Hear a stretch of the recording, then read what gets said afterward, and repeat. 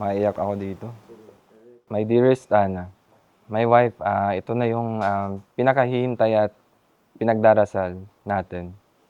Today is the day na we will one with God and do His will, which is marriage.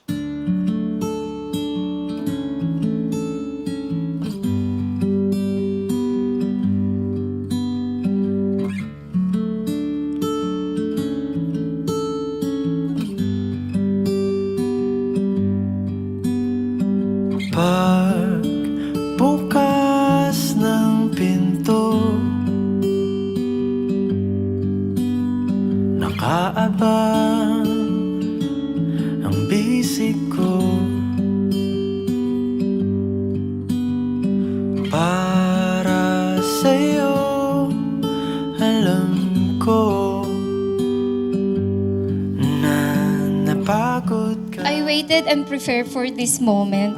We are finally here. We are getting married. This marriage is a union with Him. During my single season, pinagdarasal ko sa Panginoon. Nabigyan niya ako ng suitable na katuwang sa buhay. And all those years, it's been my silent prayers na parati ko pinapanalangin sa Diyos. At ito na yun. Andito na ako sa harap ng answered prayer ko. Ako, eto ang araw ko. Buong araw, nakaabang sa'yo. Thank you for standing by me and patiently waiting for the right time. Ako yung taong naniniwala sa sign. Bago ako matulog nung gabi na yon, humingi ako ng sign and nagpray ako na, Lord, kung si Prox na po yung makakasama ko habang buhay, kapag nagtanong po siya bukas, oo na po ako.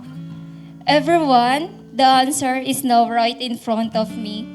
God gave me someone perfectly meant for me. And babe, you are more than what I asked for. With you, indigo, anywhere. I'm scared of midnight talking, sober dates. You're here with me now when it's getting late again. Alam ko si Papa ay proud and happy sa relationship na meron tayo. Dahil nakatagpo ako ng isang lalaki na mahal ako. Mahal si Mama, mahal yung mga kapatid ko, at ang pamangkin ko si Ayesha. Why am I staying? Am I falling in love again? I don't know where we're going. Don't want my heart to get broken again. But I can't deny, I know you know. Is it just your eyes or I don't know an answer, but I want you to know that I'll trade every moment just to be with you. And this and this and this indigo. With you, indigo, indigo. Anywhere you go, I go.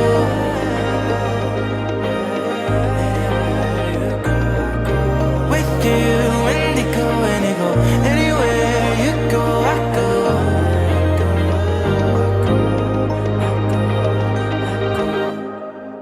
Last April 2022, before my very first flight papuntang Singapore, habang sakay tayo ng sasakyan papuntang airport, pinaprepare ko kay Lord na pagbalik ko, and in His will, pagkakaloob niya ay papakasalan kita.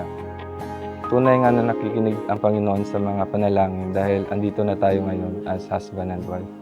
Kailanman hindi tayo iwanan. Sasamahan kita sa mga darating na araw.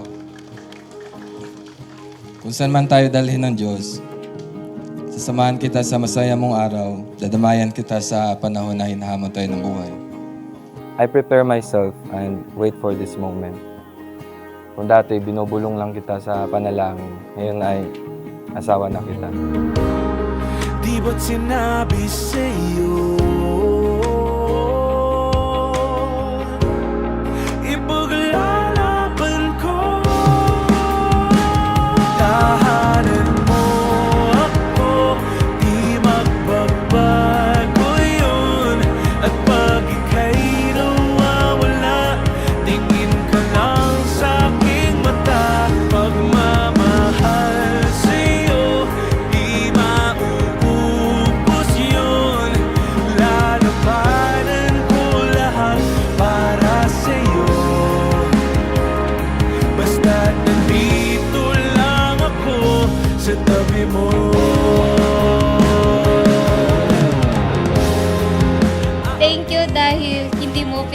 nagpaalam sa akin ng LDR sa loob ng 4 years. Thank you sa pagtupad ng promise mo na after 2 years na magpo-propose ka sa akin. Ngunit nakayanin ko, pagkat walang hanggan ang pag-ibig niya.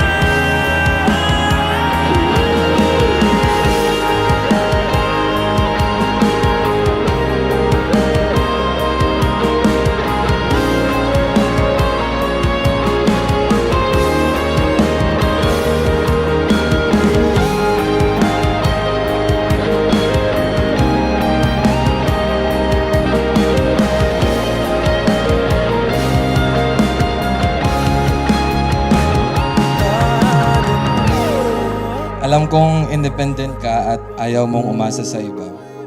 Pero this time, allow me na i-baby naman kita. Sa mundong kailangan palagi malakas, I vow na ako ang sandalan mo. Pwede ka nang maging Disney princess.